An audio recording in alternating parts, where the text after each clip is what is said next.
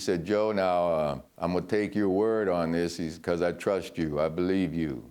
I've got word, though, that you were downtown doing this. And no, sir, that's not true. How would you describe Coach Bryant?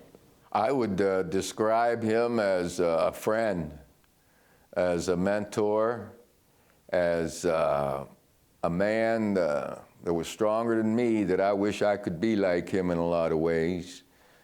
He's a hard worker, and he wasn't always right, but he wouldn't mind saying when he was wrong either, you see.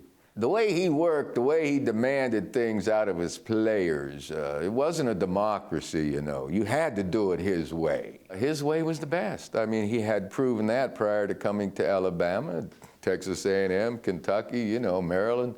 So we believed in him. And Coach Bryant had a way of getting more out of the gifted guys, trying to get more out of the gifted guys, and appreciating the guys. When I say gifted, Coach Bryant appreciated effort, boy. He appreciated the guys that weren't as gifted athletically as some of the other guys, but worked hard. And he usually got on some of the guys, myself included. Well, I don't know. I guess if you can jump on one of the better players' back and bring him down to earth, the other guys get the message too. He was a great teacher. The time you turned your back on Coach Bryant at practice, what happened? We were running an option right, and just before I got hit, I pitched the ball, and it was a bad pitch. The voice that I'm hearing now, Namath, not just your job to run the pitch, you get on the ball, whatever, and he was screaming a little bit at. So I get up off the ground, and I'm walking back, and yep. And about that time, he had that face mask of mine in his hand, and he had me jacked up. He said, boy, when I talk to you, you look me in the eye and say, sir. I said, yes, sir, yes, sir, yes, sir. And I was on my toes, by the way. He's pulling that face mask up. My senior year, I could have been 3 football fields away if I heard, Joe, yes, sir.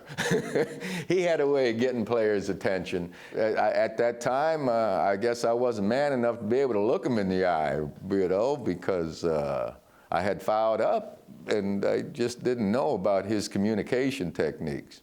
The time that he ended up suspending you from the team and you missed the Sugar Bowl, what happened there? Well, I broke a training rule, and we had an off week. And that weekend of the off week, someone had told him that I was downtown drunk directing traffic, which was wrong. And when Coach Bryant questioned me about this, he said, Joe, now I'm going to take your word on this because I trust you. I believe you. I've got word, though, that you were downtown doing this. And no, sir, that's not true. And then he said, you didn't have anything to drink on Saturday? Well, Saturday night I went to a fraternity party, and I did have a drink, a 7 and 7 that I didn't even finish because, you know, I wasn't a drinker at that time, and I'm not now.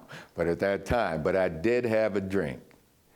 And when I said yes, sir, we were standing in a room in the dormitory, and there was a bed there. We were both standing up, and when I said yes, sir, he just said, oh, no, no, no, and he fell back on the bed.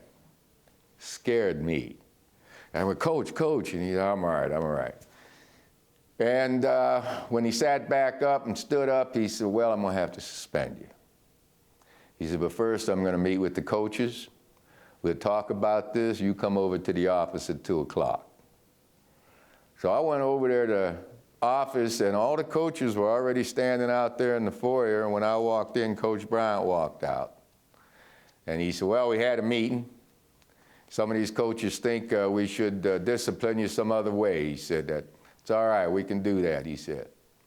But if I don't suspend you now, I won't be coaching here next year. I'll retire. And I was scared and embarrassed, and I said, oh, Coach, you know, I don't want you to do that. Like, you know, like, no. And I didn't know whether he would or wouldn't, but that's what he said. And I said, oh, no, sir, no, sir. He said, all right, then you accept the suspension. I want you moved out of the dorm. You move over to another dorm, and then you behave yourself for the next 4 months or whatever. You can come out for spring practice. I said, oh, yes, sir, thank you. And that's what happened.